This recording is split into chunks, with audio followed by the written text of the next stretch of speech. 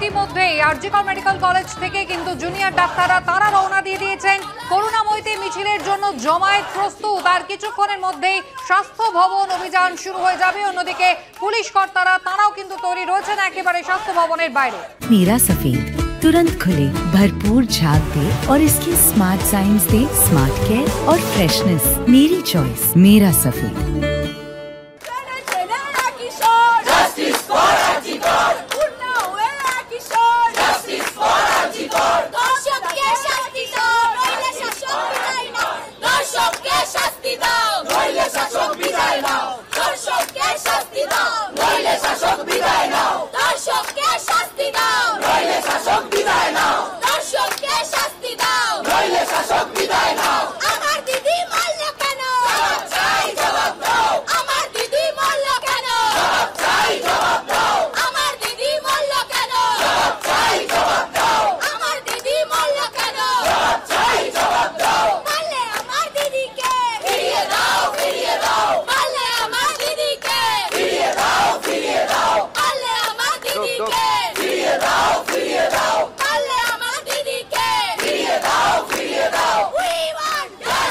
সরাসরি চলে যাবো করুণাময়ীতে। ইতিমধ্যে স্লোগান শাউটিং হচ্ছে, আপনারা দেখতেই পাচ্ছেন। সন্দীপ সরকার রয়েছেন আমাদের সঙ্গে। সন্দীপ, একেবারে আন্দোলনের স্বর জোরালো, তীব্র। মিছিল কি শুরু হচ্ছে?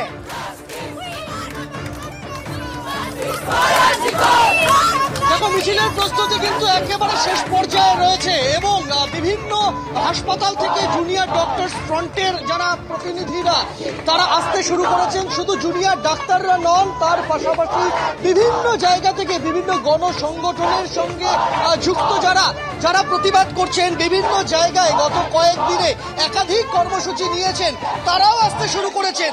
এবং সিনিয়র চিকিৎসকদের একটা অংশ তারাও কিন্তু আজকের এই আন্দোলনের যে কর্মসূচি, যেটাকে তারা নাম দিয়েছেন স্বাস্থ্য ভবন সাফাই অভিযান, সেই স্বাস্থ্য ভবন সাফাই অভিযানে পা মেলানোর জন্য বিভিন্ন জায়গা থেকে মানুষজন তারা এখানে এসেছেন এবং করুণাময়ীতে সেই প্রস্তুতি পর্বটাই চলছে। আমার সঙ্গে রয়েছেন আমার ক্যামেরা প্রতিনিধি প্রবীর সামন্ত, তাকে দেখাতে বলবো।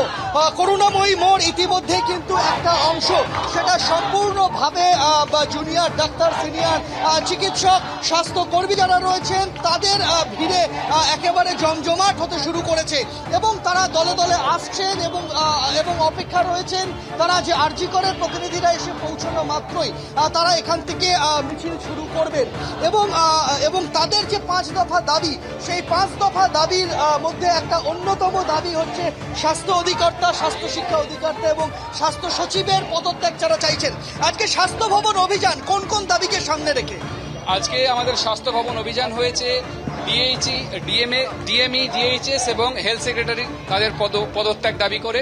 এছাড়া এই যে সিন্ডিকেট যেখান থেকে শুরু হয়েছে হেলথ ভবন থেকে, তার যথাযথ এর বিরুদ্ধে তদন্ত করে যারা যারা এর মধ্যে জড়িত আছে তাদেরকে যথাযথ শাস্তি দেওয়া, ডাক্তারদের পর্যাপ্ত নিরাপত্তা এগুলোকে সুরক্ষিত করা এবং যে থ্রেট কালচার কলেজে কলেজে যার পরিণতি হিসেবে এরকম নারকীয় ঘটনা ঘটেছে বলে আমরা মনে করছি, সেই থ্রেট কালচারকে সমূলে বিনাশ করা। ইতিমধ্যেই আপনারা দেখেছেন বিভিন্ন নাম উঠে এসছে, অভিজ্ঞ দে, বিরূপাক্ষ বিশ্বাস।